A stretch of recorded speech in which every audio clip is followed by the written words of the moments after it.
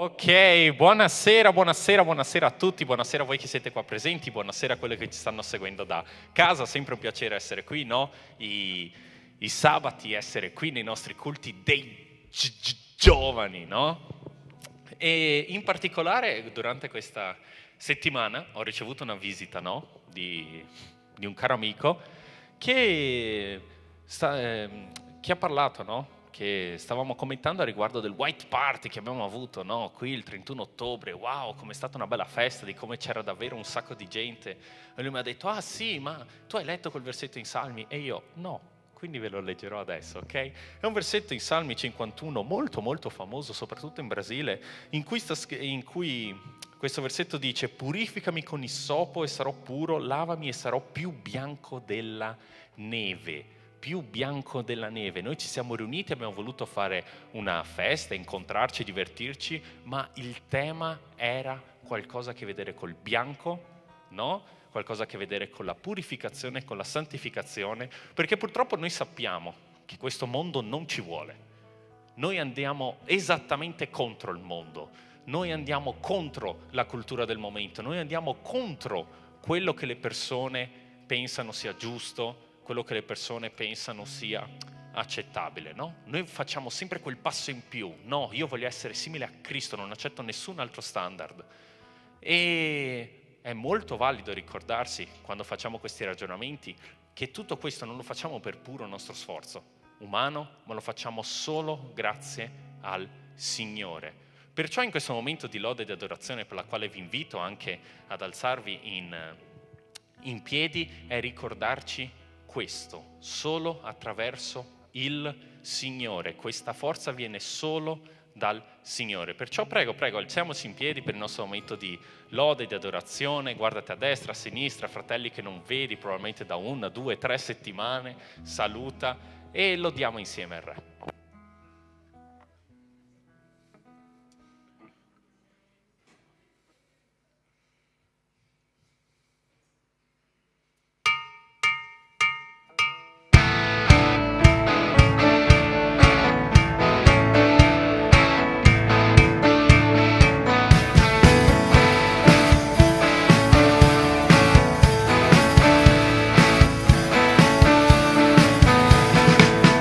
Sono forte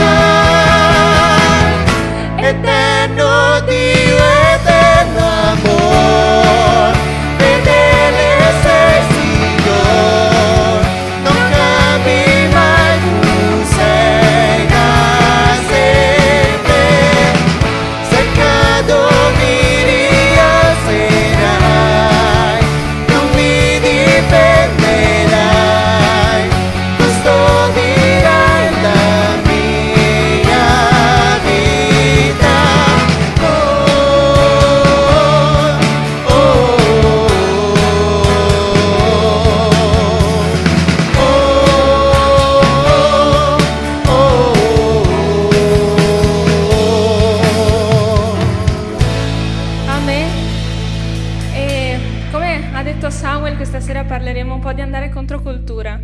E la prossima canzone si chiama Il mio universo, e la cosa che mi piace tanto di questa canzone è proprio paragonare Dio un po' all'universo, no? L'universo che è quello che contiene tutti i pianeti, è quello che contiene tutto quello che noi conosciamo.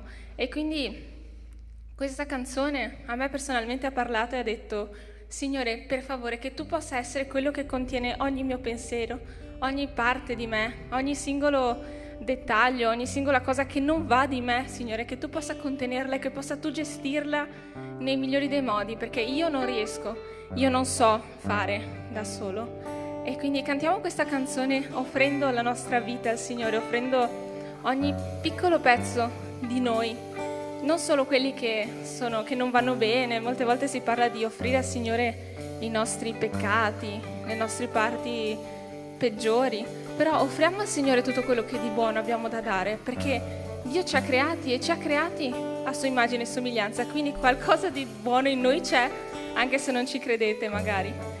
Ma offriamo tutto a Dio e vedrete come il Signore poi farà attraverso le nostre vite.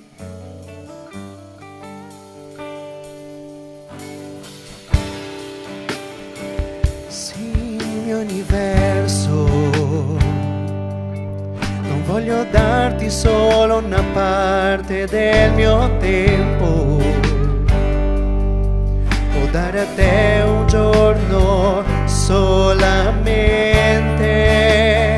Sì, il mio universo, non voglio dare le parole come gocce, ma un diluvio d'adorazione e di lode.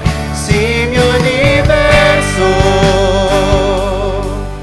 sì, ogni mio pensiero e desiderio,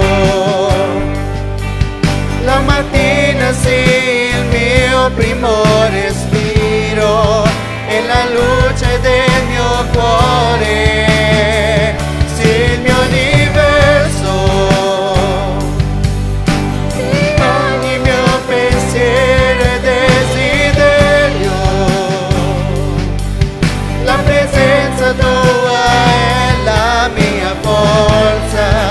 Oh Gesù, sei il mio anelito. Sì, il mio universo, non voglio darti solo una parte dei miei anni, ma voglio che tu regni sul mio tempo. Sì, il mio universo, la tua volontà io voglio e non la mia, ad ogni sogno che ho dentro a te l'affido. Sì, il mio universo,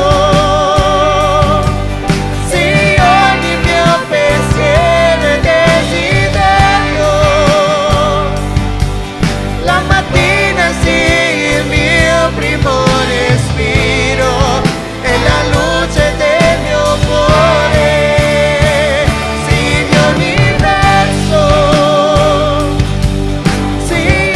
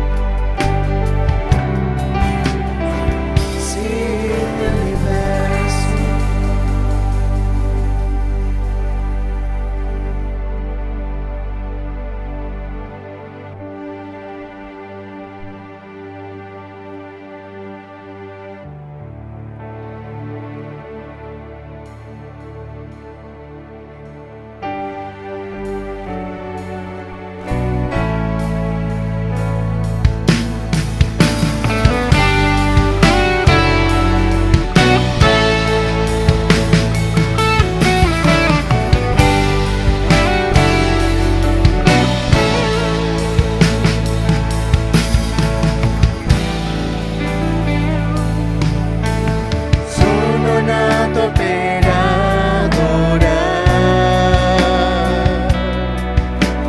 sono nato per adorare, per proclamare la gloria del Signore, per essere un vero adoratore. Sono nato per adorare, sono nato per adorare, per proclamare la gloria del Signore, per essere un vero adoratore, per adorarti, Signore, per adorarti, Signore, per adorarti, Signore, per adorare.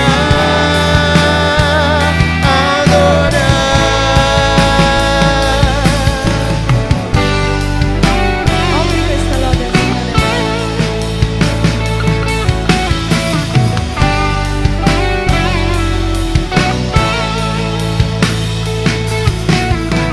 Sono nato per adorare,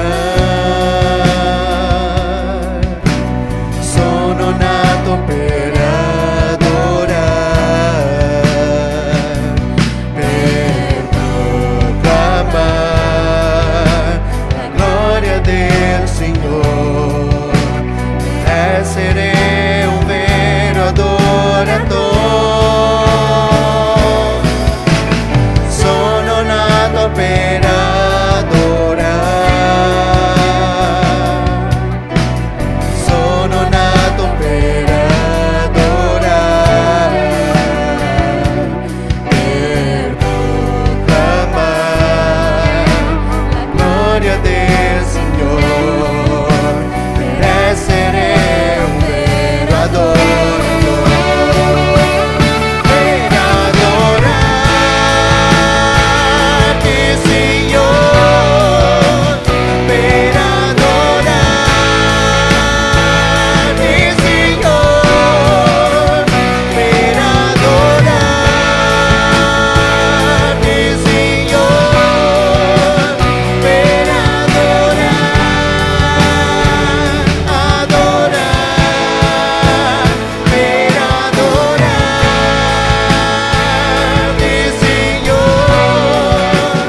per adorarti,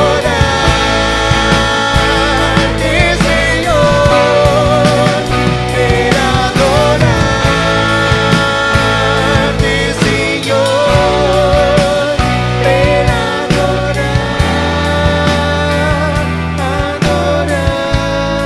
per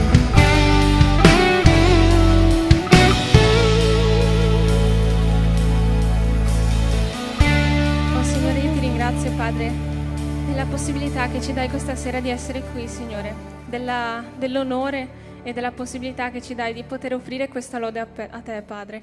Io sono sicura che tu hai visto tutti i cuori sinceri e arresi a te questa sera, Padre, e io ti chiedo che tu possa formare nei nostri cuori, nei cuori di ognuno di noi, una nuova generazione, una generazione che sceglie te al posto di qualsiasi altra cosa, che sceglie di seguire te, che si fida di te, che ha fede in te, una generazione che non ha paura di buttarsi nel vuoto, perché sa che tu, Signore, ci coprirai le spalle, ci proteggerai da ogni cosa, Padre. E io ti credo, Padre, dal profondo del mio cuore, che questa generazione possa fare una differenza là fuori, che questa generazione possa portare il tuo nome, Signore, perché non possiamo andare avanti a conoscere cosa porta alla salvezza alle persone e non fare niente e non avvisare, Padre, perché prima o poi quelle persone si gireranno verso di noi e diranno: perché non mi hai avvisato? Perché non mi hai detto che esiste un Dio che salva? E quindi Padre, che tu possa dare coraggio ad ognuno di noi di poter proclamare il tuo nome attraverso le nostre vite, di poter proclamare la tua salvezza e tutti i regali che abbiamo ottenuto, Signore. Che davvero, Padre, tu possa fare la differenza. Usaci, Signore, usa ogni vero adoratore che è presente in questa chiesa, in questa stanza, Padre.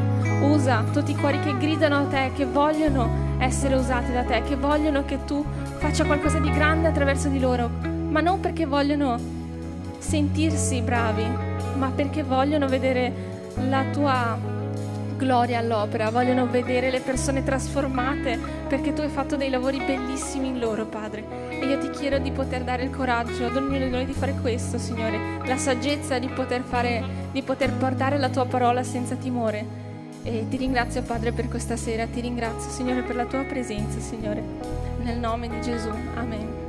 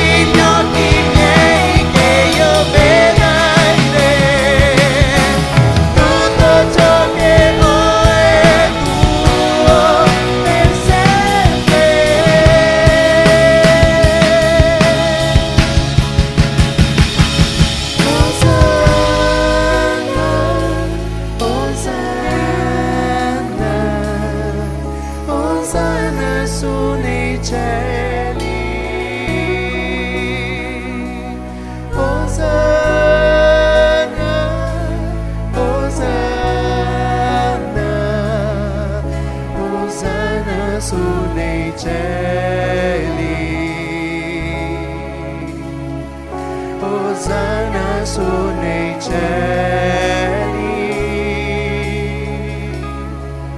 Osanna su nei cieli.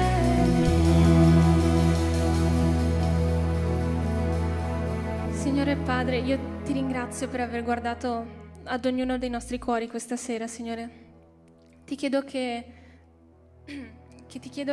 chi porterà la parola, Padre, che possa tu parlare attraverso la sua vita, che tu possa davvero parlare ad ognuno di noi. Sono sicura che molti di noi hanno bisogno di sentire questo forte messaggio, Signore, per le nostre vite, Padre. E davvero togli la paura, togli ogni singola resistenza, Padre, e che tu possa abbracciarci questa sera nel tuo amore, nella tua completa salvezza, Padre, davvero che noi possiamo sentire questo calore tuo, Padre, questa sicurezza, questa tranquillità, questa pace nel cuore, Padre. E ti ringrazio nuovamente per la tua presenza, Padre, che tu possa continuare a manifestare la tua presenza intorno a noi, in ogni posto in cui siamo, Padre. Ti ringrazio nuovamente, Signore, nel nome di Gesù, amen. Potete sedervi.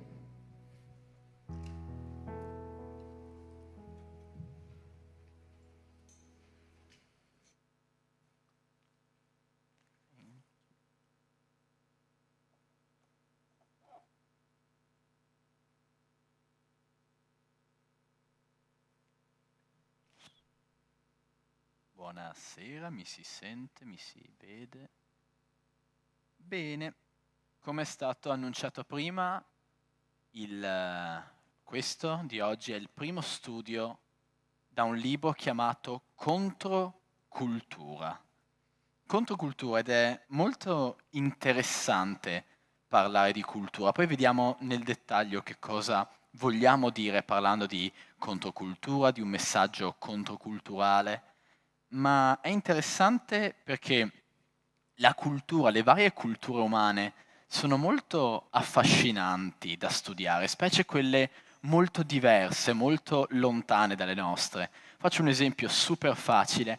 A chi in questa stanza piace in qualche modo la cultura estremo orientale, Cina, Giappone, Corea?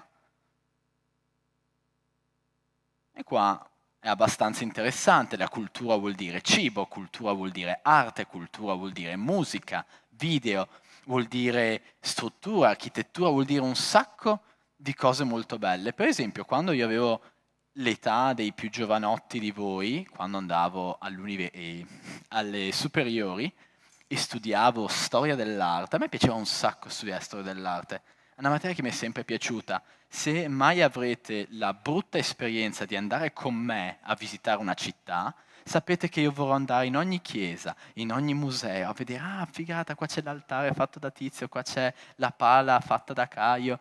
È sempre molto bello per me vedere le opere d'arte, le sculture, sono interessantissime per me, perché ti danno uno specchio di una civiltà, su un modo di pensare, su che cosa gli piaceva, di che cosa avevano paura, su cosa credevano. Ed è interessante vedere che ci sono invenzioni, noi siamo una razza molto molto inventiva. Dopotutto guardate attorno la tecnologia che abbiamo oggi. Chi di voi saprebbe fare un microfono da zero? Io non avrei idea neanche di dove cominciare. Abbiamo videocamere, casse, abbiamo costruito un sacco di cose meravigliose, bellissime. E la tecnologia si assomiglia un po' tutta. Un motore a scoppio in Italia è un motore a scoppio in Giappone. La fisica è quella, siamo là. Ma l'arte e la rappresentazione sono diverse, perché quando il problema è voglio muovermi più velocemente, si va alla fisica. Ma quando il problema è vogliamo celebrare il nostro grande re. È appena morto il re, lo vogliamo celebrare. In Giappone si celebra in un modo, in Europa si celebrava in un altro. Quando vogliamo dire, vogliamo celebrare il nostro Dio, vogliamo ricordare questa battaglia che abbiamo vinto, oppure vogliamo rappresentare questo evento disastroso per la nostra società, tutto viene fatto in modalità diverse dalle varie culture. E qua vi ho portato qualche esempio nelle slide. Nella prima vediamo 2 modi di onorare un re, un sovrano defunto. Lì abbiamo il mausoleo di Ottaviano, l'imperatore di Roma, e di lì abbiamo le piramidi in Egitto. Vedete, strutture monumentali per ricordare i sovrani, per metterli là dentro una volta morti, in modo che tutti si ricordassero quanto grandi erano questi sovrani. Poi un altro costume molto interessante, culturale, dell'essere umano, prossima slide, è legato ai matrimoni. Ma che belli che sono i matrimoni! E sono così carini, e ci si veste in modo colorato e diverso, e ci sono tutte le tradizioni. Per esempio, da noi ci si veste di bianco perché è simbolo di purezza, in Cina non ci si veste di bianco perché il bianco è simbolo di morte. È interessante che cambia la posizione nel globo e la cultura è molto diversa. E vediamo, dopo ho messo una carrellata di varie opere d'arte, alcune forse le conoscete, altre no?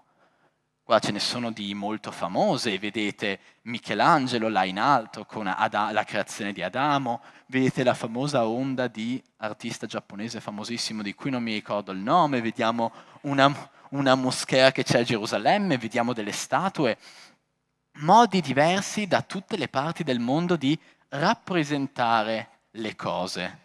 L'essere umano è un sacco artistico nelle cose, ma siamo artistici anche in un'altra cosa, andiamo alla slide dopo. A noi piace uccidere. All'essere umano è sempre piaciuto uccidere un sacco. Se andate a vedere le rappresentazioni, quella viene dall'America centrale, quella viene dalla Cina. Nella prossima slide vediamo rappresentazioni di morte di altre culture. Europa medievale, Egitto, Europa medievale ma del nord. L'essere umano ha sempre ucciso un sacco, ha sempre fatto un sacco di violenza. Chi ha studiato l'Iliade e l'Odissea qua? È molto bello, con gli dei, gli eroi che intervengano. Che cos'era? Era la mitizzazione di una guerra che c'è stata. C'era una città-stato in Turchia che dava fastidio alle città greche e le città greche hanno fatto il collegamento più umano della storia. Ho un problema e quel problema deve morire. Semplice, è lineare come ragionamento. E l'essere umano ragiona tendenzialmente sempre in questo modo. Troviamo le tombe più antiche che abbiamo, vediamo crani distrutti, costole deformate, segni di lotta, segni di ferite guarite. L'essere umano, da quando esiste, ha sempre cercato, più o meno riuscendoci, di uccidersi. Vediamo in ogni cultura che viene elogiata la pace, l'amore, la giustizia, tutte queste cose vengono elogiate, celebrate. Ma allo stesso tempo nell'uomo rimane sempre l'odio, la sopraffazione, l'ingiustizia, un sacco di cose barbare che accadono. E noi vediamo che questo è un pattern, un modo di essere dell'uomo che si ripete di cultura in cultura. L'uomo ha una radice profondamente maligna. Per quanto noi proviamo a girarla, per quanto noi cerchiamo di vedere il buono, puoi sempre tirar fuori un qualcosa di negativo di un'epoca. Ah, questa è stata un'epoca di boom economico per l'Europa. Però c'era lo schiavismo, c'era la povertà, c'era la guerra in questo luogo, c'era il colonialismo. Ah, questo imperatore in Cina è stato illuminato e ha portato la Cina alla grandezza. Il conflitto che l'ha portato al potere ha visto 1,5 milioni di vittime. C'è sempre un lato oscuro della storia, c'è sempre un lato dell'essere umano negativo e crudele da cui non riusciamo mai a liberarci. Oggi, nel nostro mondo attuale, nel 2023, quante volte ci guardiamo fuori e pensiamo quella cosa non dovrebbe essere così? Quante ingiustizie vediamo? Adesso parlo soprattutto ai ragazzi perché l'adolescenza è un'attività un po' attivistica. Quante ingiustizie vedete? Quante cose sbagliate?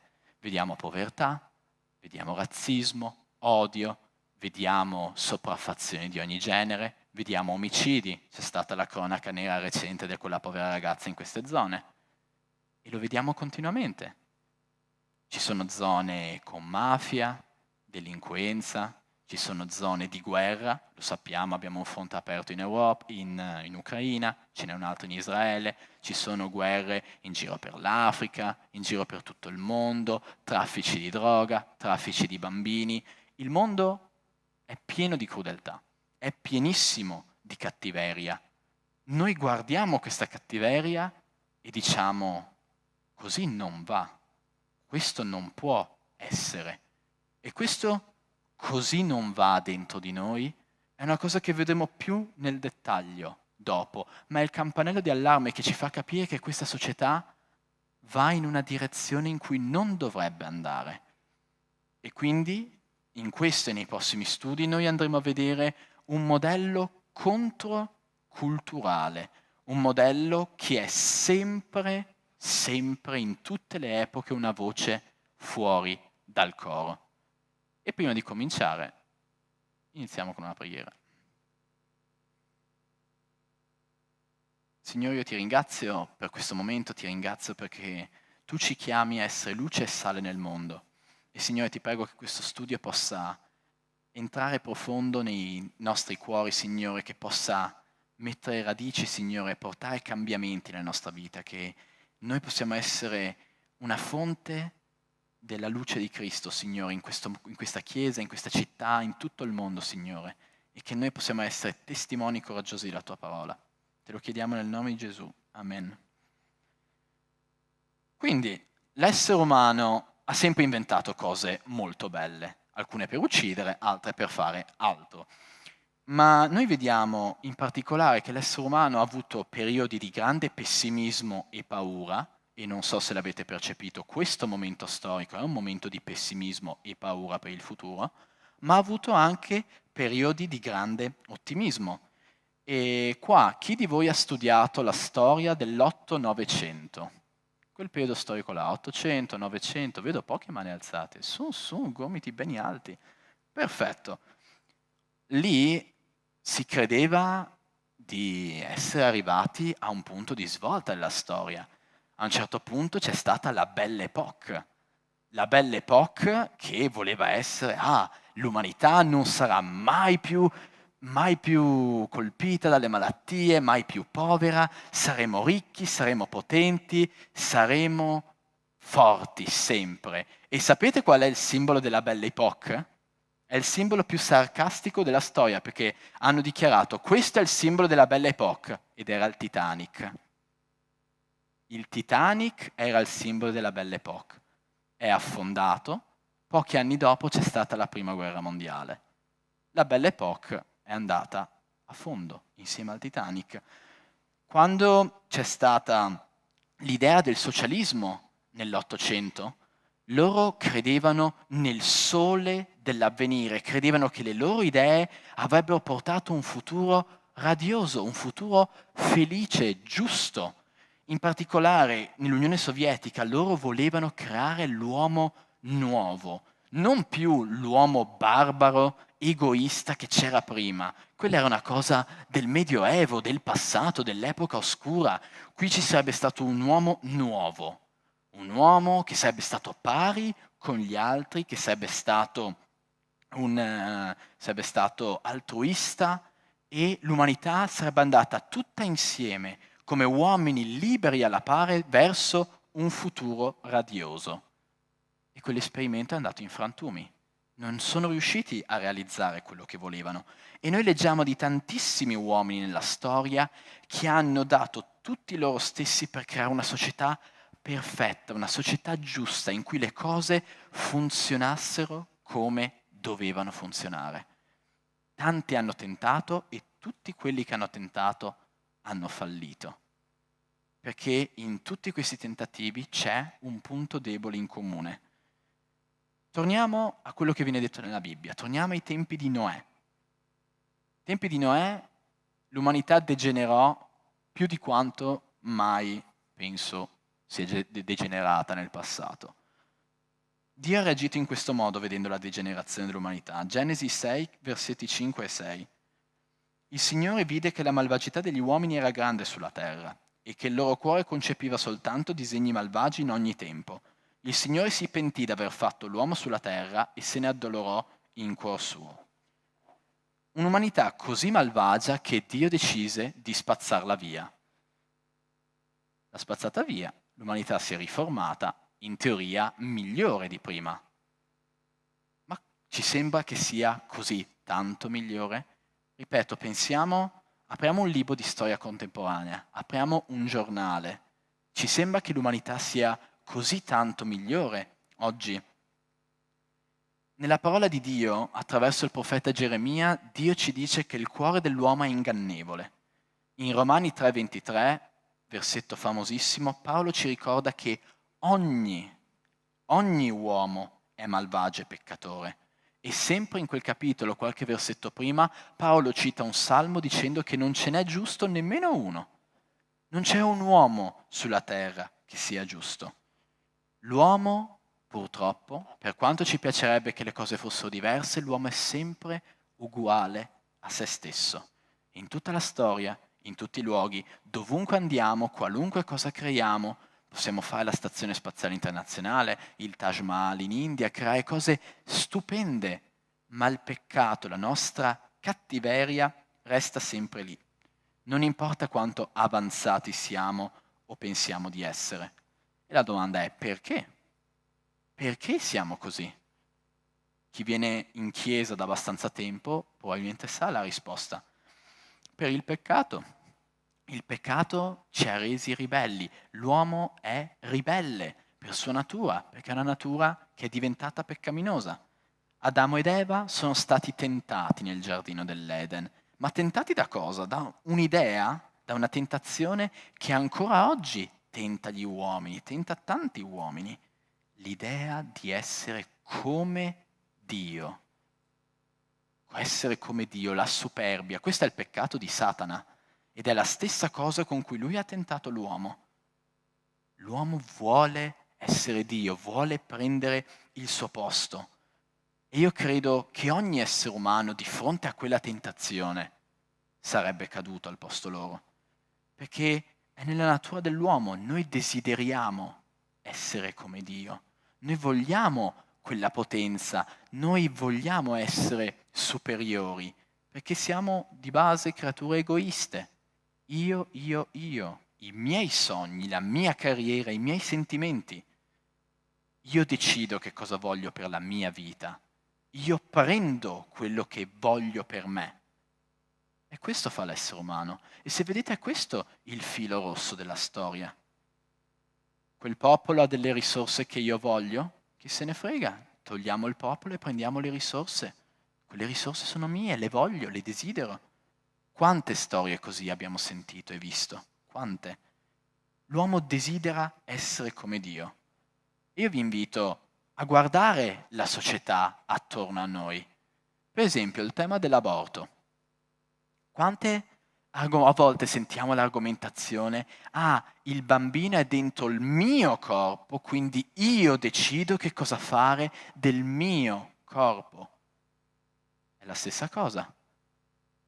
Non voglio sposarmi, perché sposarsi, impegno, scartoffie, sono vincolato sempre alla stessa persona, magari poi mi stufo. No, io voglio essere libero di scegliere il partner che voglio per dare piacere sessuale, emotivo a me e quando io mi stufo scarto la persona e ne prendo una nuova. Adesso parlo soprattutto superiori e medie. Quanti dei vostri amici o compagni vedete che fanno il carosello di ragazzi e ragazze, che fanno con uno, poi vanno con l'altro, poi ne provano un altro ancora, come se fossero gusti del gelato, no? Poi uno, poi l'altro, sempre così, a cambiare, perché io desidero per me qualcosa di nuovo, qualcosa di diverso. Io posso dedicare il mio tempo a curare me stesso, la mia carriera, i miei sogni, quello che io voglio per me. E questo viene molto battuto nella nostra società. Il tuo successo, tu puoi fare i soldi, tu puoi diventare importante, tu puoi avere la casa più grande di tutti, il lavoro più bello di tutti, la macchina più veloce di tutti, farai invidia a tutti i tuoi vicini. Quante pubblicità così sono state fatte? Ora sono diventati un po' più saggi e un po' più subdoli, ma capiamo che è sempre quello il fine comune, io, la mia vita, i miei miglioramenti, il mio benessere. E gli altri? Gli altri pensano a loro stessi. Tu fai partito per te stesso, guarda avanti a te, pensa ai tuoi obiettivi, stai focalizzato. Gli altri, non importa degli altri. Quanta solitudine c'è attorno a noi. quanto dolore c'è attorno a noi. Ma tante volte noi vediamo quella persona che soffre, quella persona che ha bisogno, vediamo quell'ingiustizia, abbassiamo lo sguardo, mettiamo le cuffiette, andiamo dritti per la nostra strada, perché non è affar mio. Quel dolore non mi riguarda, non è un mio problema. Qualcuno lo aiuterà. Io vado per la mia strada. Tante volte l'uomo si convince di essere buono, di essere non così male. E noi pensiamo anche il mondo alla fine, dai, è decente, è meglio rispetto a com'era. Viviamo in un mondo, dai, che funziona abbastanza. Ma la Bibbia insegna una cosa diversa. Dio la pensa diversamente da così. E in fondo l'essere umano odia Dio. Perché tra i vari difetti dell'essere umano ci sono l'invidia e l'arroganza. L'arroganza è il peccato di Satana, come abbiamo detto prima. Satana che vuole essere come Dio, l'uomo che vuole essere come Dio. Che bello sarebbe essere come Dio, no? Dico, che qua ci sia un cheeseburger e pam, appare. Che quella ragazza mi ami e pam, quella ragazza mi ama. Tutto per magia, tutto va come io dico. Ma no, noi non siamo come Dio. Noi siamo limitati, i nostri pensieri, azioni, movimenti, ogni cosa è limitata. E Dio non lo è. Noi lo guardiamo com'è Dio. E Lui è santo, non ha una briciola di peccato in sé. Lui è buono, non è malvagio, non ha pensieri né azioni cattive. Lui è buono, Lui è giusto, quello che dice è corretto, è giusto. E Lui è perfetto, non ha difetti. E noi siamo così diversi, no? Noi siamo ingiusti, siamo cattivi, siamo imperfetti, così tante cose che non vanno. E in fondo questo irrita l'uomo. Dio irrita l'uomo, Dio è scomodo per l'uomo. E l'uomo che cosa fa? Come dice la parola, lo stolto dice che Dio non c'è. L'uomo, vedendo che Dio è scomodo per lui, si è inventato l'ateismo. Ha detto no, Dio non c'è, Dio era una stupida favola della buonanotte che si sono inventati nel passato per fare i bravi, ma noi che siamo superiori non ci serve Dio, noi faremo i bravi da soli. Non è andata bene. Questo era, per esempio, abbiamo citato prima l'Unione Sovietica che aveva un pensiero di questo genere, ma tante altre società tolgono Dio dal quadro dicendo no, noi sappiamo qual è la direzione, non c'è un Dio e non c'è bisogno che ci sia un Dio. Ci arrangiamo da soli.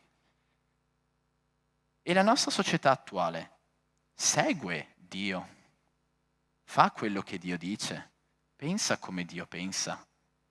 Perché la cosa che ci dà fastidio, profondamente fastidio di Dio, è che Dio non cambia. Dio è eterno e immutabile. Se Dio odiava un peccato al tempo di Abramo, lo odia anche oggi e lo odierà anche tra 1.000.000 di anni. E questo per noi è intollerabile perché noi umani mutiamo continuamente, cambiamo idea, cambiamo gusti. La nostra società muta continuamente.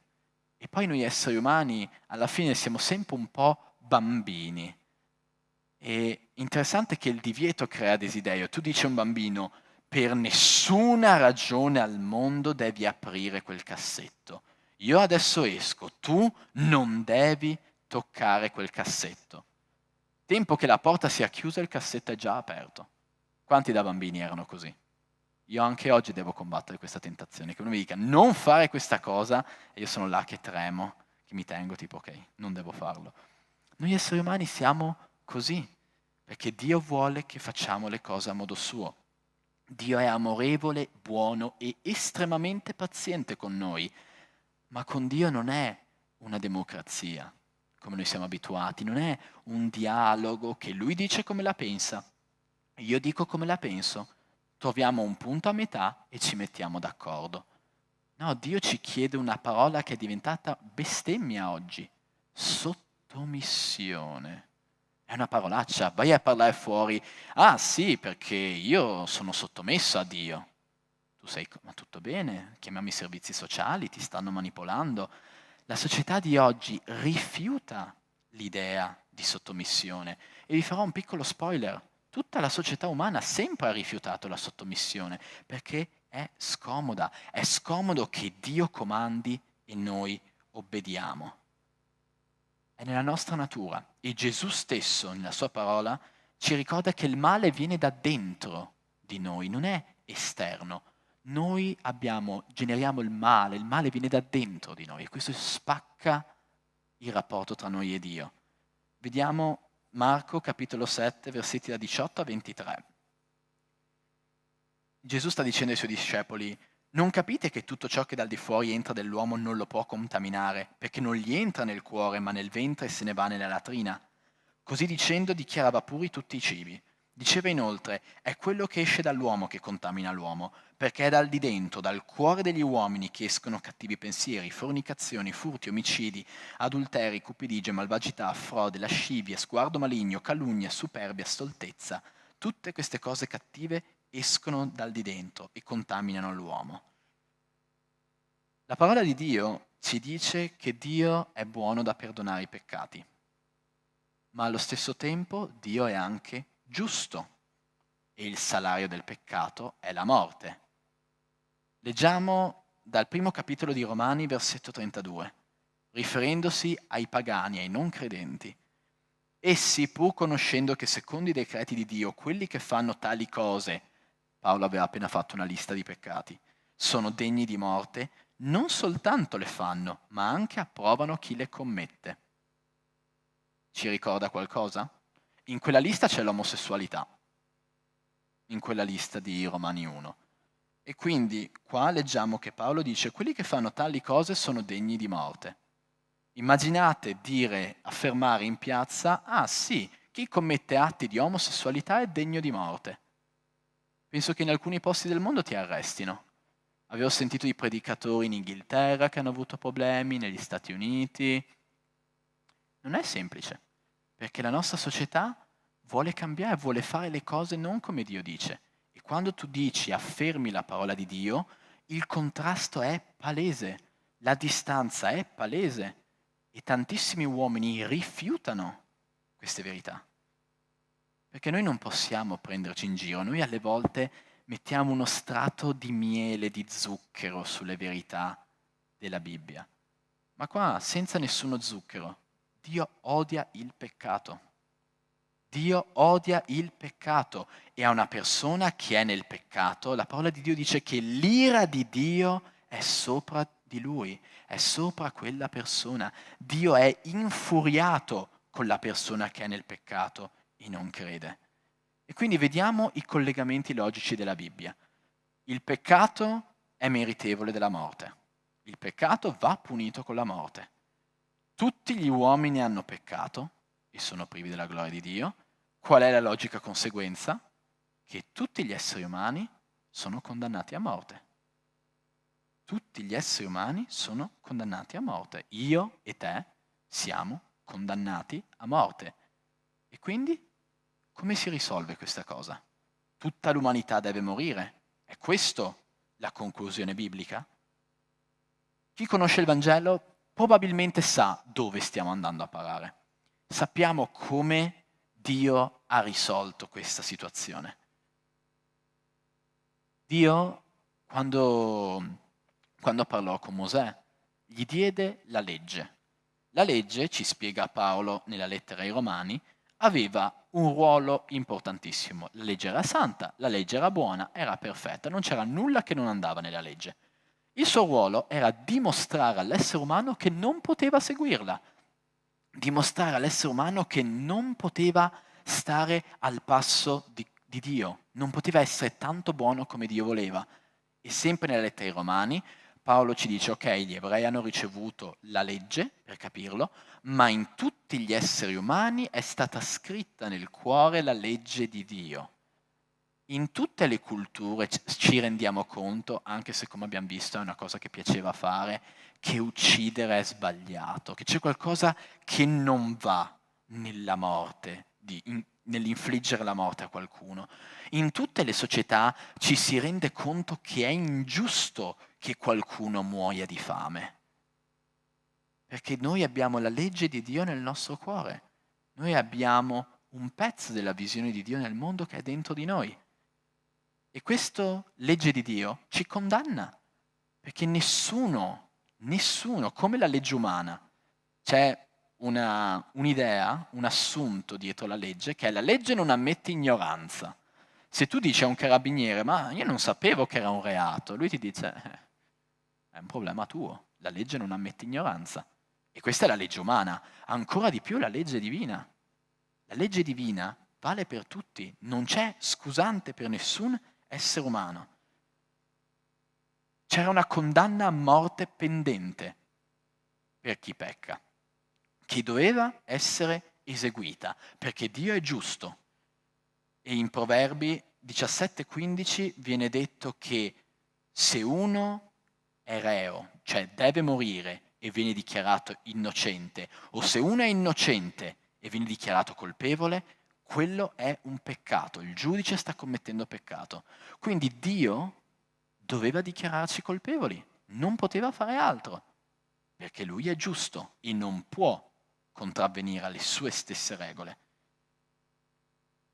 Ma serviva che qualcuno pagasse per questa condanna, e qualcuno ha pagato. Leggiamo Romani 3, da 23 a 26. Tutti hanno peccato e sono privi della gloria di Dio, ma sono giustificati gratuitamente per la sua grazia, mediante la redenzione che è in Cristo Gesù. Leggiamo bene perché questi passaggi sono super importanti, sono al nucleo di quello che crediamo. Dio lo ha prestabilito come sacrificio propiziatorio mediante la fede nel suo sangue, per dimostrare la sua giustizia, avendo usato tolleranza verso i peccati commessi in passati, al tempo della sua divina pazienza, e per dimostrare la sua giustizia nel tempo presente affinché egli sia giusto e giustifichi con lui che ha fede in Gesù. Qui stiamo parlando di controcultura e nessuna storia è controculturale come quella di Gesù.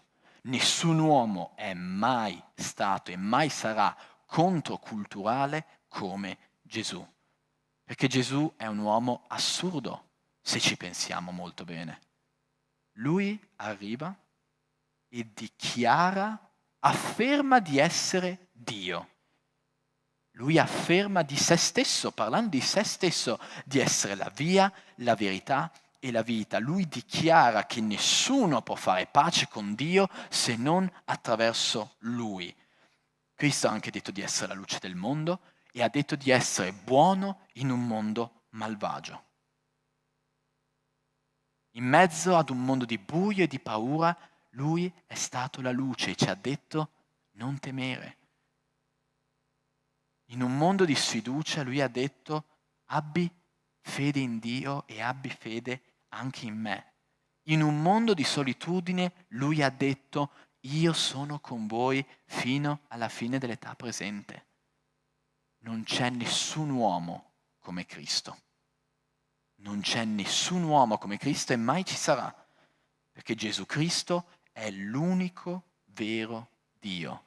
Vi parleranno di tantissimi dei, vi parleranno di filosofi, vi parleranno di pensatori.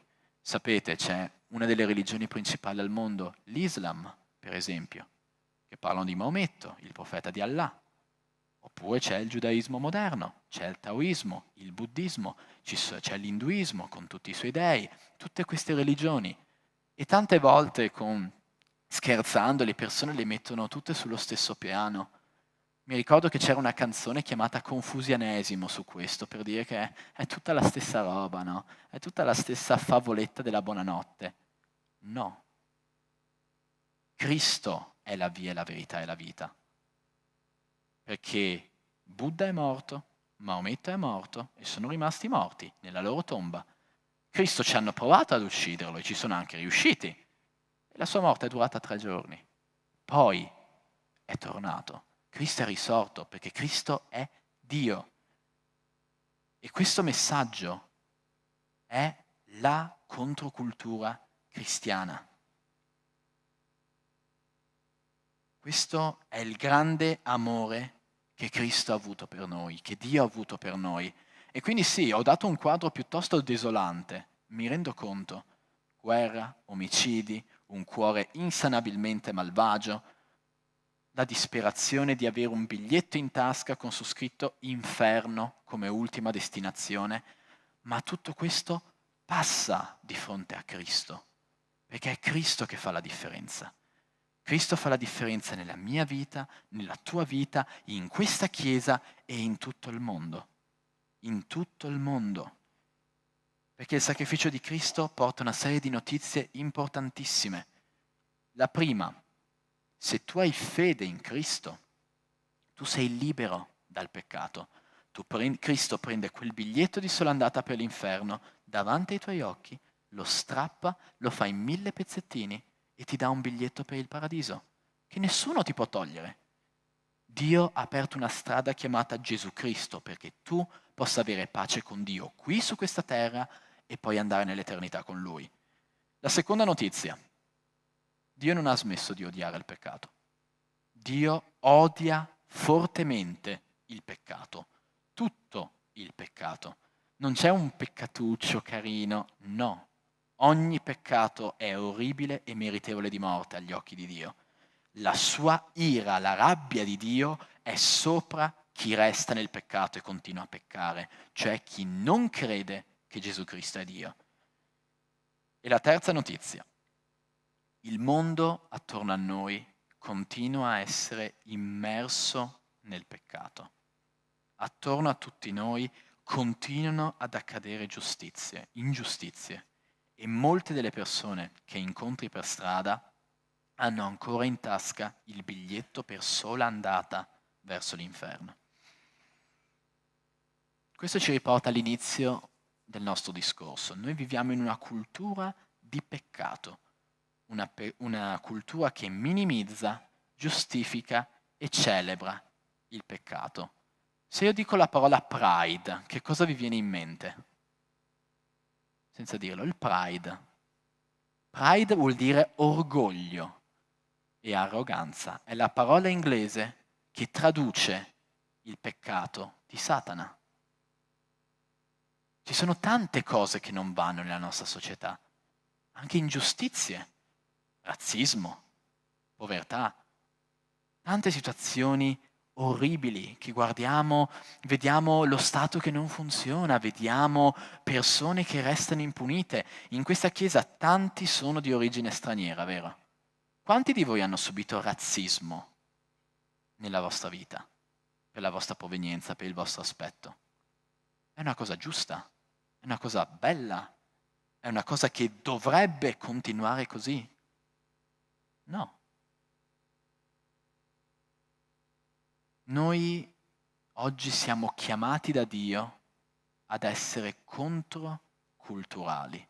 Una cosa importante della Bibbia è che Dio ci chiede un passo e gli altri 10.000 li mette Lui. Il lavoro pesante lo fa sempre Dio, ma a noi chiede la disponibilità. E oggi Dio ti sta chiedendo la disponibilità ad essere un messaggero controculturale. Attorno a te vedi tante cose che non vanno bene, tante cose che non dovrebbero essere. E Dio ti dice di contestarle, di denunciare il peccato, di indicare la cosa che non va e dire questo non va bene. Pentitevi, cercate Dio. Parla alle persone di Cristo. Non con un messaggio di giudizio. Ho citato vari peccati, varie cose. Tranquilli, io sono orribile come ogni peccatore e io meritavo la morte come ogni peccatore finché Cristo non è intervenuto. Non c'è nessun giudizio, non deve esserci nessun giudizio, perché quando diciamo quella persona nel peccato, da quale pulpito lo diciamo che lo eravamo anche noi, se non fosse stato per Cristo? Questo è il messaggio che noi dobbiamo dare. La Chiesa deve avere coraggio nell'opporsi a idee peccaminose, alla normalizzazione, alla celebrazione del peccato. Sono tutte idee che la Chiesa deve opporre, non perché noi pensiamo di essere superiori o migliori o odiamo gli altri, ma perché Dio ci comanda questo. Dio non sopporta il peccato e nemmeno noi dobbiamo sopportarlo. Cristo non aveva paura di affrontare i farisei e i sadducei, non aveva paura di andare viso a viso alle persone che lo contestavano e che lo odiavano. Stefano è stato ucciso per aver predicato il Vangelo. Paolo è stato lapidato, lasciato per morto. Un sacco di cristiani sono morti, sono stati arrestati, sono stati cancellati, tipico della cultura moderna, ma si faceva anche in passato, per quello che credevano e predicavano. Avrai opposizione, come dice Gesù, il mondo vi odierà, perché il mondo per prima ha odiato me. Quindi se vuoi essere popolare tra le persone, se vuoi che tutti ti sorridino, ti abbraccino, ti salutino, il Vangelo non è la strada. Il Vangelo non è la strada giusta per essere popolare. Il Vangelo è sempre controculturale, è sempre impopolare, perché mostra all'uomo quanto ha bisogno di Dio.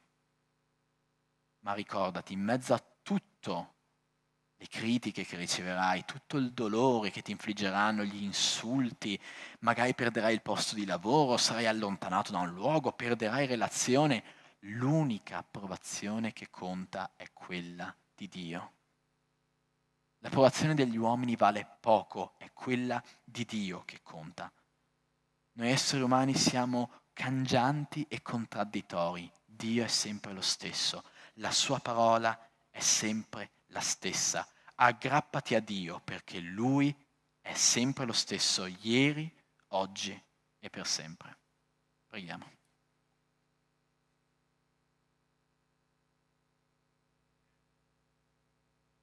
Signore, Tu ci chiami a essere messaggeri controculturali in un mondo che Ti odia. Signore, noi sappiamo che l'essere umano è una creatura caduta, una creatura di peccato, ma Tu hai mandato Cristo e Cristo è venuto sulla terra per ciascuno di noi. Ogni essere umano è chiamato alla salvezza, Signore. Io Ti ringrazio perché questa magnifica salvezza è alla portata. Ci basta la fede in Te, Signore, per essere salvati. Ma, Signore, Tu ci chiami ad essere testimoni. Noi non possiamo semplicemente entrare nella salvezza e fine. Noi dobbiamo girarci e guardare le tante persone che ancora non sono salvate. Signore, Ti prego, dona a tutti i ragazzi che sono qui stasera un cuore coraggioso, un cuore amorevole, Signore, che loro si rendano conto di essere perduti e di aver bisogno di Te. Ti prego, Signore, che questa sera decisioni possano essere prese e chi non crede che Tu, Gesù Cristo, sei Dio, possa credere e oggi confessare il Tuo nome, Signore. E una volta che abbiamo questa fede, Signore, donaci un cuore coraggioso e compassionevole, che noi possiamo vedere il dolore del mondo e portare la gioia e la guarigione del Vangelo. Che dove c'è dolore e paura noi possiamo portare la speranza di Gesù. Dove c'è l'odio e il rancore, che noi possiamo portare la pace e l'unità, Signore. Ti prego, dove il peccato viene celebrato, viene osannato e praticato, che noi possiamo portare la Tua denuncia, Signore, che noi possiamo dichiarare che cosa Tu pensi del peccato, Signore. Non per giudicare o per condannare, Signore, ma per riportare alla Tua corretta via l'uomo peccatore. Signore, noi sappiamo che avremo opposizione. Nella Tua parola hai detto, nel mondo avrete opposizione, ma abbiate coraggio, perché io ho vinto il mondo. E io Ti ringrazio, Signore, perché Tu hai vinto il mondo. E ora io voglio fare un appello a tutte le persone che sono qui stasera. Invito chi non ha chiuso gli occhi a tenerli chiusi, che sia un momento personale. Non sarà facile, non sarà bello, ma vedrete tante benedizioni di fronte a voi. Io chiedo a chi di voi vuole essere un messaggero di questa controcultura, a chi non sta bene l'ingiustizia che vede attorno a sé, di chi vuole fare qualcosa per il dolore e la paura delle persone, a chi vuole avere il coraggio di denunciare il peccato e di indicare qual è la via corretta. A questa persona che vuole rispondere a questo appello dello Spirito Santo, io invito, alzati in piedi in questo momento, che io possa pregare per te. Dio ti benedica, Dio ti benedica, Dio ti benedica, Dio ti benedica. Signore, io ti ringrazio per tutti quelli che si sono alzati in piedi. Signore, io ti voglio ringraziare per queste vite che con coraggio hanno detto: sì, Signore, io sarò un messaggero della tua controcultura. Io ti ringrazio, Padre Santo, per queste vite. Proteggile, custodiscele, usale affinché in mezzo alle prove e alle difficoltà il tuo sostegno non gli manchi mai. Donagli la saggezza, Signore, il tatto, l'amore di ricordare che loro erano peccatori come le persone che hanno di fronte a loro, che possano portare un abbraccio, una parola di conforto, che se devono riprendere lo facciano con mansuetudine, Signore, e con amore. Benedici queste persone e ti prego, Signore, nel nome di Gesù, che siano sempre coraggiosi e che mai, Signore, il diavolo possa distoglierli da questa preziosa missione. Signore, ti ringrazio per questa Chiesa e ti prego, usaci, Signore, per portare la tua luce e la tua speranza in un mondo che ne ha bisogno. Nel nome di Gesù. Amen. Ora invito, abbracciatevi gli uni gli altri, lodiamo insieme il nostro Dio e portiamo questa luce e questa speranza a tutte le persone del mondo.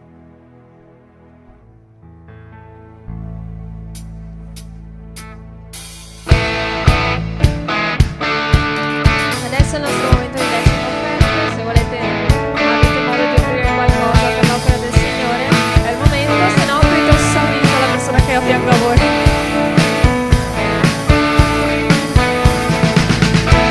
Sono forte se spero nel Signore, se spero nel Signore, se confido nel Signore. Sono forte se spero nel Signore, se spero nel Signore, se confido nel Signore. Oh Dio.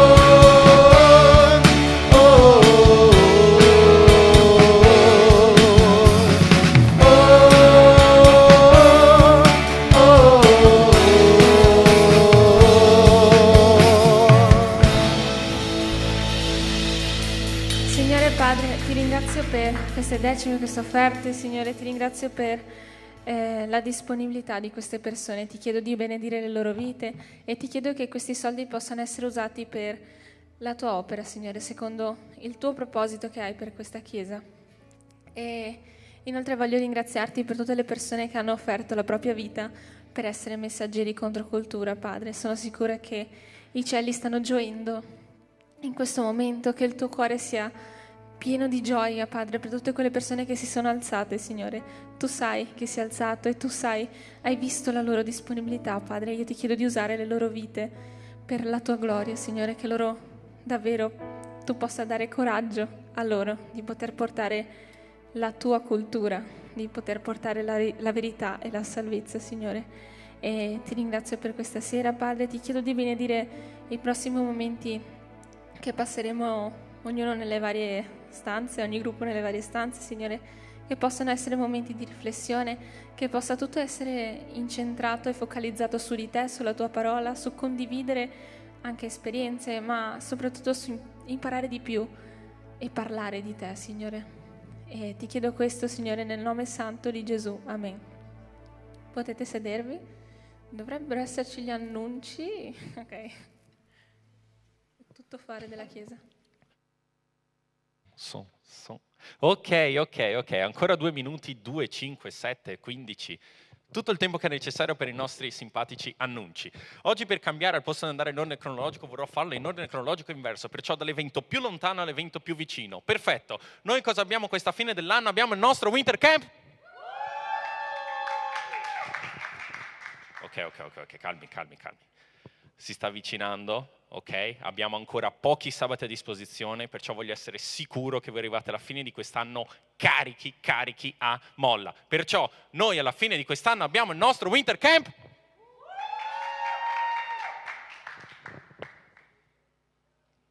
Va bene. Darò la colpa al freddo, ok? Bene, questo mese siamo a? Prossimo mese sarà? Cos'è che c'è, dicembre? Perfetto, perciò noi cari giovani adolescenti, per festeggiare insieme questo periodo di festa, abbiamo organizzato una festa, ok? Perciò siete tutti invitati qui il 16 dicembre, ok? Alle 7 per una festa a tema Natale, ok? Un Christmas party, dato che se lo diciamo in italiano nessuno ci bada.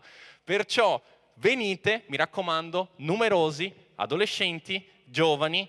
I genitori quel giorno saranno belli lì, comodi a casa sul divano con la copertina, ok? Per lasciare i figli divertirsi. E questo, invitate tutti i vostri amici, tutti i vostri parenti, tutti i vostri nemici, come dice il pastor Caio, e naturalmente, come ormai sta diventando un tema ricorrente, un dress code appropriato per l'occasione, ok? Molto bene. Poi, subito prima di dicembre, noi abbiamo novembre, 30 novembre, giovedì 30 novembre, abbiamo il nostro incontro di preghiera, ok? Qui voglio essere molto chiaro che è qualcosa che parte da giovani adolescenti, ma è coinvolta tutta la Chiesa, ok? Giovani adolescenti, Chiesa, adulti, bambini, tutti, ok? Qui, giovedì alle ore 20, dove pregheremo per i motivi che spesso ci dimentichiamo. Nelle nostre preghiere siamo molto io, il mio piccolo, la mia famiglia, i miei amici. Quel giorno noi vorremmo riunirci per pregare per qualcosa di più, qualcosa che magari c'è un po' più distante, ma comunque sempre vicino qui a casa. Poi, sabato 25 novembre, prossimo sabato, abbiamo il nostro incontro delle donne. Qui non vi chiedo, tranquille, potete riposarvi, ok? Sarà coinvolto un tema che credo sia molto pressante per le nostre giovani donne, per le nostre adolescenti donne che sono naturalmente invitate, no? Che è come affrontare l'ansia. Qui credo che nessuno abbia mai sentito parlare d'ansia, nessuno abbia mai sofferto d'ansia, vero? Ecco, perciò care adolescenti e care giovani, siete anche voi invitati sabato 25 novembre a partire dalle ore? A partire dalle 3. Ecco, molto bene, detto tutto, noi adesso come al solito, spezziamo nei nostri piccoli gruppetti per la nostra condivisione, per la nostra riflessione, per il nostro momento di preghiera, e mi comunicano dalla regia che abbiamo iniziato come al solito questa raccolta di beni di prima necessità indirizzata per le famiglie più bisognose della nostra Chiesa e del territorio, perciò se potete comunicare ai vostri genitori accettiamo beni di prima necessità, ok? Principalmente immagino le cose come al solito di lunga conservazione, cose che non decadono, perciò mi raccomando non venite qua ed offrite, ah sì, 25 litri di latte, diventa un pelino complicato da gestire, ok? Perciò beni di prima necessità possono anche essere naturalmente vestiti, coperte. Abbiamo un ministero sociale, se avete dubbi potete sempre rivolgervi ai nostri pastori per poter sapere effettivamente cosa nel pratico potete portare, ok? Di nuovo noi adesso ci spezzeremo nei nostri piccoli gruppi e quant'altro, ma prima di tutto avrò bisogno di qualche maschietto che rimanga dietro per sistemare la sala del culto, perché so che vi piace molto essere qui tutti belli, stretti, vicini, ma noi dopo dobbiamo sistemare come Dio comanda, ok? Per lasciare la chiesa disponibile. Come avete potuto notare, qua davanti c'è un po' di roba, giusto un goccino di roba, e come dire, sistemare tutto questo che state vedendo qua diventa un vero e proprio ministero. Perciò se dentro il tuo cuore stai vedendo o principalmente stai ascoltando quello che sta succedendo e decidi che, ma io, oddio, non è che so tantissimo, so davvero poco di musica, so davvero poco di mixaggio, ma vorrei aiutare. Vi chiedo gentilmente di parlare con Bruno, ok? Che non c'è, non può alzare una mano, non è visibile. Il ragazzo che era seduto qua, per intenderci, ok? Per parlare con Bruno per poter un attimino capire cosa coinvolge il ministero del suono, il ministero della live, il ministero dei multimedia, in modo tale da poter dare una mano, ok? È un ministero molto, come dire, visibile, grazie, ma che si fonda su poche colonne, ok? Pochi membri che ci aiutano. Noi come al solito ringraziamo di cuore le persone che svolgono questo lavoro e in caso tu abbia dei dubbi, in caso tu stia pensando, forse posso aiutare, vi prego di parlare con Bruno. Ok? Tutto chiaro? Ho detto con chi dovete parlare per il campeggio? No, non l'ho detto. Ok, Gabriel, puoi alzare la manina? Perfetto, Gabriel, per chi ci sta seguendo da casa, il ragazzo che era qui. Ok? Lui? Tutte le informazioni riguardo al campeggio, tutti i prezzi riguardo al campeggio, 130 primo figlio, 110 per tutti gli altri familiari. Sarà a Pordenone, sì, credo di aver detto tutto, giusto? Mi raccomando, il riscaldamento che è stato tanto gentilmente acceso da persone superiori a noi, alias Pastor Sandro, molte grazie Pastor Sandro, va spento, ok? Avete finito il vostro piccolo momento, spegnetelo, le bollette le paga anche la Chiesa, anche se non sembra, ok? Perciò comportiamoci tutti per il meglio, buona serata, Dio vi benedica, ci vediamo, ciao!